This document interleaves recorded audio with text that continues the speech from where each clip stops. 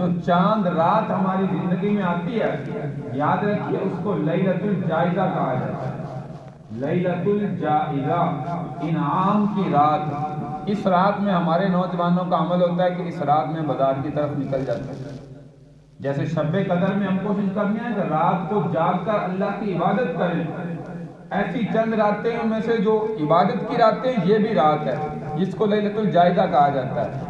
بقرہ عید کی جو چاند رات ہے، عید الفطر کی جو چاند رات ہے، اسی طرح شب قدر جو ہے وہ تیسری اور چوتھی جو ہے وہ شب فضیلت کی راتیں جو ہے، یہ ساری فضیلت کی راتیں کہ ان راتوں میں جاگ کر اللہ کی عبادت کی جائے۔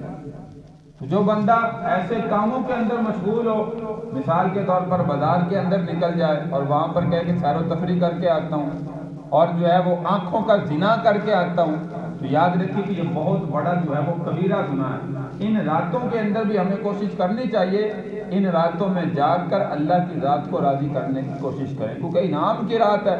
اور جس بندے نے مسلسل روزے رکھے ہیں، ایسے بندے کو تو بازار کا رخ کرنا ہی نہیں چاہیے۔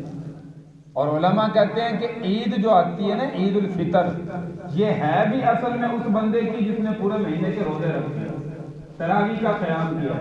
اس بندے کے لیے عید کی نماز ہی نہیں ہے جس بندے نے نہ روزے رکھے، نہ تراویح کا قیام کیا، نہ کسی اور عبادت میں حصہ لیا۔ اصل میں عید کے حقدار ہی وہ بندے ہیں، یعنی ان کو انعام ملنا اس دن کے اندر۔ حدیث مبارکہ جو ہے وہ موقع پر انشاءاللہ ذکر کی جائے گی، جو حضور علیہ السلام نے فرمایا کہ عید کے دن جو بندے پورے روزے رکھ کے تراویح کا قیام کر کے جنہوں نے اس کا صحیح قدر کیا، اس دن ان کے لیے اللہ کی طرف سے بہت بڑا انعام ہوتا ہے۔ اور فرشتے راستے میں جب یہ مسجد کی طرف، عیدگاہ کی طرف آتے ہیں تو راستے میں اس مسلمان سے مصافحہ کرتے ہوئے نظر آتے ہیں۔ تو اصل میں عید ہے ہی اس بندے کی جس نے روزے رکھے، تراویح کا قیام کیا، عبادات جو ہے وہ مکمل طور پر جو ہے وہ کرتے رہے۔ اس کی قدر کو جانا، جس نے رمضان کی قدر ہی نہ جانی، ایسے بندے کے لیے میرے بھائی جو ہے وہ کوئی عید نہیں، بلکہ ایسے بندے کے لیے بعید ہے کہ وہ ہماری عیدگاہ کے قریب بھی نہ آئے، کیونکہ اس نے اللہ کو ناراض کیا۔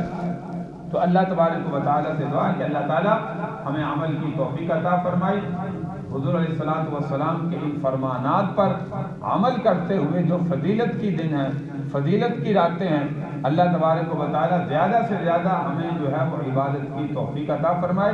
اور جو وعیدوں کے دن ہے کہ ایسے مسلمان کے لیے یہ وعیدیں ذکر کی گئی ہیں، اللہ اس عمل سے ہم سب مسلمانوں کی حفاظت فرمائے۔